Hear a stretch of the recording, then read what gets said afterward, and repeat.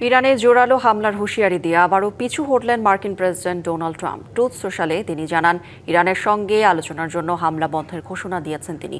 তবে এ বিষয়ে কোনো মন্তব্য করেনি ইরান।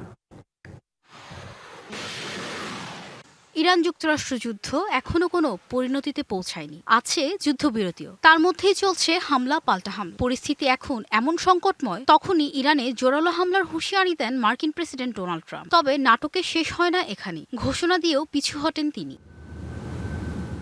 ট্রুথ সোশ্যালের পোস্টে ট্রাম্প জানান, তেহরানের সঙ্গে চুক্তিতে পৌঁছতে আলোচনা চালিয়ে যেতে হামলা বন্ধের ঘোষণা দিয়েছেন তিনি।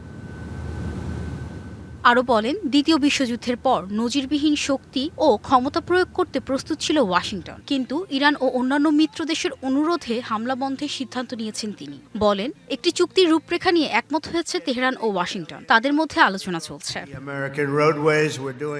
এ বিষয়ে এখনো কোনো কথা বলেনি ইরান। তবে শনিবার ইরানের জাতীয় নিরাপত্তা পরিষদের সচিব ওয়াশিংটনকে সতর্ক করে বলেন, তেহরানের ওপর থেকে মার্কিন নৌ অবরোধ প্রত্যাহার না হলে হরমুজ প্রণালীতে অবরোধ আরও কঠোর করা হবে। একই সাথে হামলা অব্যাহত থাকলে অন্যান্য প্রণালী ও সামুদ্রিক পথও বন্ধ করে দেওয়া হবে।